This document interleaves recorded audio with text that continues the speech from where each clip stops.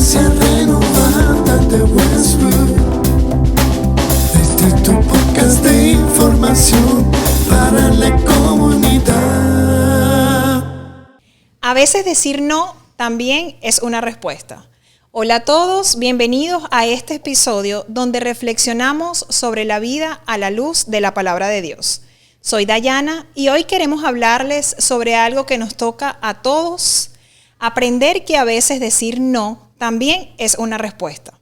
En nuestra vida diaria enfrentamos muchas solicitudes, expectativas y presiones, en el trabajo, en la familia, con amigos, y muchas veces sentimos que debemos decir sí a todo, pero la verdad es que aprender a decir no con sabiduría es parte de vivir de manera sana y equilibrada. Bienvenidos a Sabiduría en Acción, bienvenidos Robert y Pedri. Buenos días, Dayana. Traemos una reflexión bíblica, una Sí. historia bíblica para iniciar este tema de Sí. decir no. Sí, a mí siempre me gusta contar algún relato bíblico, porque Exacto. realmente la Biblia ilumina mucho nuestra realidad, nuestro día a día. Tiene muchas sugerencias para vivir de manera apropiada y aprender a decir que no en el momento apropiado, ¿no? Y saber qué se puede y no realizar es algo muy importante en la vida de todo individuo, de toda persona. Y la historia de hoy habla de personas que tuvieron gran éxito, por supuesto de personas que tuvieron muchos desafíos, personas que supieron echar adelante, desafiar todas las adversidades, pero también supieron decir que no en momentos oportunos, en ocasiones clave, y yo diría que esto los tornó personas aún más grandes. Y me refiero a la historia de Daniel y sus colegas. Daniel, la historia de Daniel y estos jóvenes es una historia profunda, una historia digna de analizar, digna de recordar, digna de leer una y otra vez.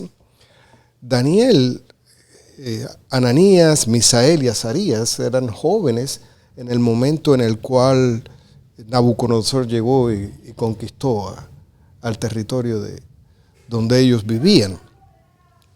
Y Nabucodonosor tenía una manera muy peculiar de conquistar, ¿no? Él quería conquistar, se llevaba a las mejores personas para colocarlas en su servicio y también intentaba cambiarle su mentalidad, su trasfondo cultural, todo, y al moldarlos, educar a esas personas virtuosas. En un momento del texto bíblico alude que se llevó a las personas mejor educadas, de buen parecer, por supuesto que tenían buena salud física, personas que humanamente o desde por lo menos los códigos babilónicos fueran personas prácticamente perfectas. Yeah. En conocimiento, en fortaleza, en preparación física, intelectual. Y entonces estos jóvenes, Daniel y sus tres colegas o tres de sus compañeros, fueron llevados a Babilonia. Allí les iban a enseñar otro idioma, allí les iban a dar otra educación, allí los iban a relacionar con otra cultura e inclusive iban a tener un tiempo de entrenamiento de 3 años. Y durante ese tiempo pues ellos los prepararían de forma tal que fueran personas idóneas para servirle a Nabucodonosor.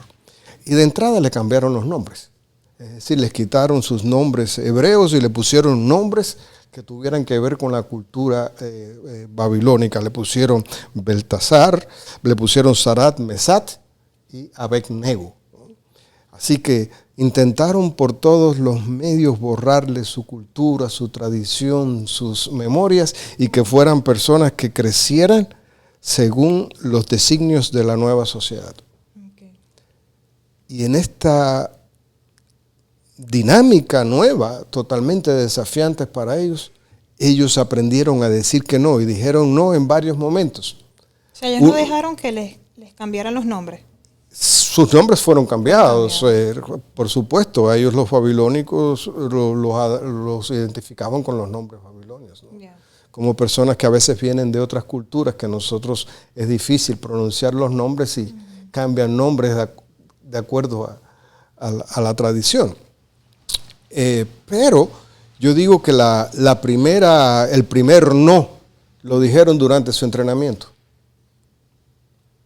El entrenamiento era familiarizarnos, diríamos, con los códigos de ética, cómo comer, ¿no?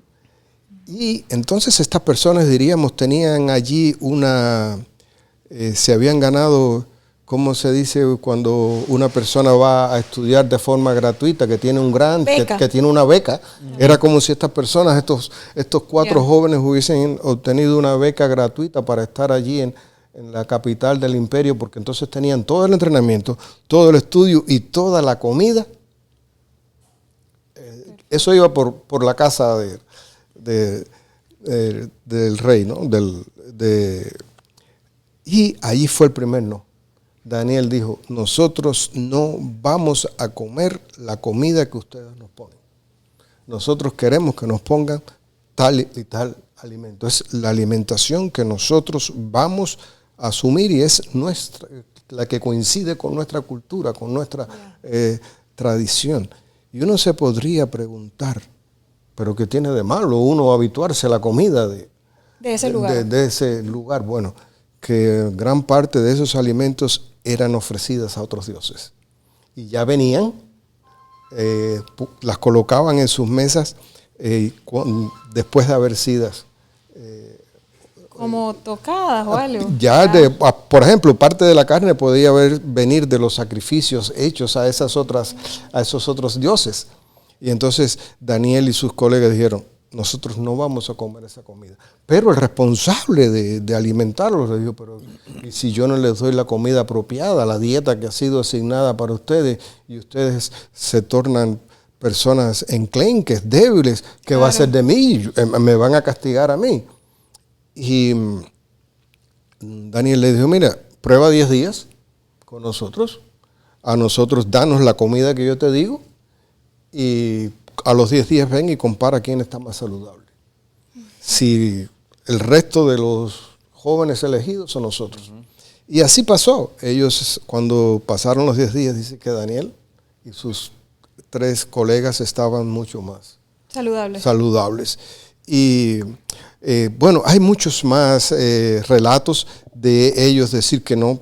Ya me he extendido un poco y no voy a tomar más tiempo, pero por ejemplo, Daniel, hubo otro momento en el que por envidia, porque ellos se tornaron muy reconocidos y los colocaron en lugares claves del imperio, y después en determinado momento los otros que le tenían cierta envidia lograron que el rey pasara un edicto que por 30 días no se le podía orar a nadie más que no fuera a determinados. Y Daniel dice, como dice, 3 veces oraba Daniel en el día, ¿no? Y no dejó de orarle a Dios. Y de acuerdo a la narración bíblica, el decirle que no a ese edicto, pues lo llevó a caer en el foso de los leones. Al igual que a sus colegas, después el decir que no iban a adorar una estatua que había erigido, él los llevó al horno de fuego ardiendo, ¿no? Pero fueron jóvenes que esas historias se pueden contar con todos esos eventos, pero hubo muchos momentos en los que ellos dijeron no o fueron contra la corriente. Y sin embargo, en cada uno de esos momentos que ellos dijeron no, que tuvieron la capacidad, la sabiduría y la manera de decir que no, ellos después salieron premiados y tuvieron éxito por saber decir que no. En el momento oportuno. En el momento oportuno y sin negar a su fe, a su autenticidad, a su tradición. Entonces, a lo que ellos también creían que era apropiado, aunque la mayoría de la gente pensaba que era lo opuesto. Sí. No, y ahí se ve, o sea, en ese ejemplo que tú pones, o sea, que muchas veces decir no también es un acto de obediencia a Dios. De obediencia a Dios y sobre todo ser consecuente con lo que nosotros creemos, ¿no? Claro. Y que también decir no a veces evita que nos distraiga de nuestro propósito. Uh-huh.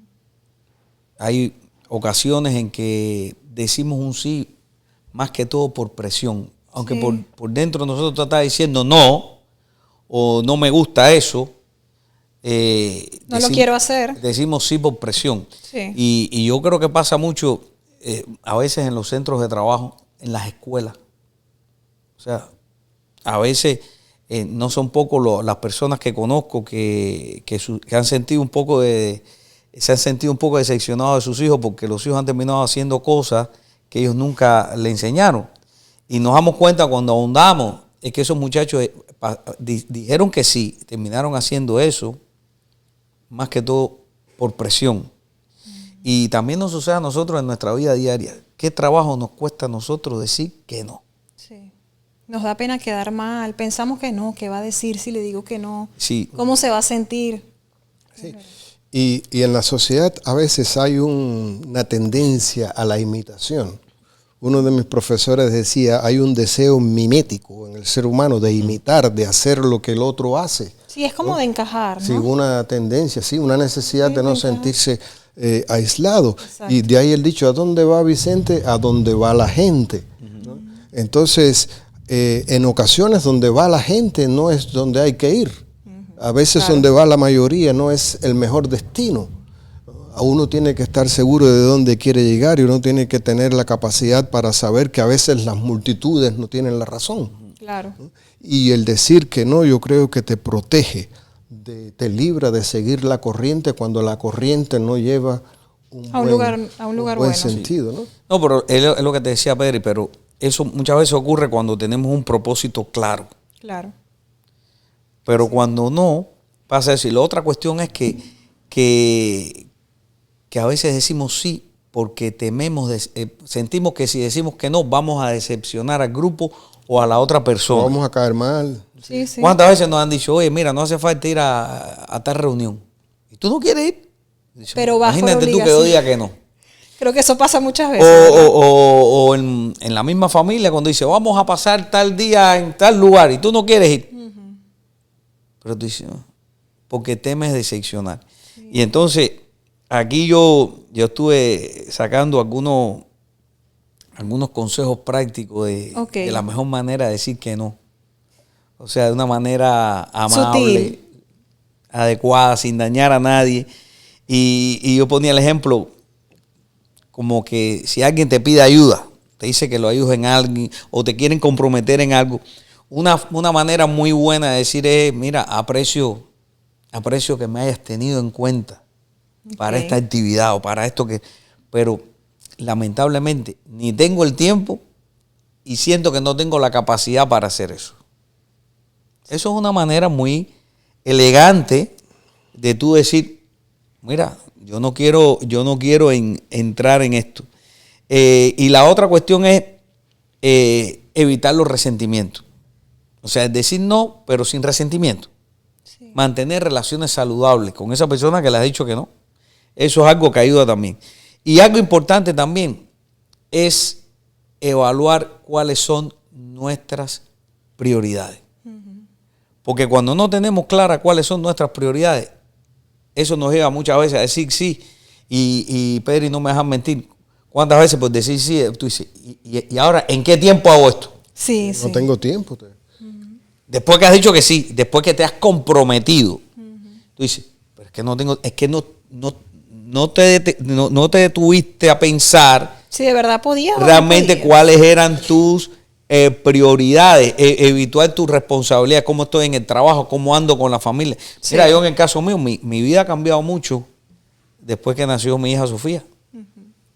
Yo digo que antes mi vida tenía pausas, ya no tiene pausa. Sí, Y sí, entonces, es por lo así. tanto, ya hay muchas cosas que yo quisiera decir sí, pero que no puedo decir sí, tengo que decir no, porque tengo otra prioridad, que en este caso mi familia, mi hija, que me consume Sí, mucho sí. tiempo, además el trabajo nuestro secular, que también consume tiempo y emociones.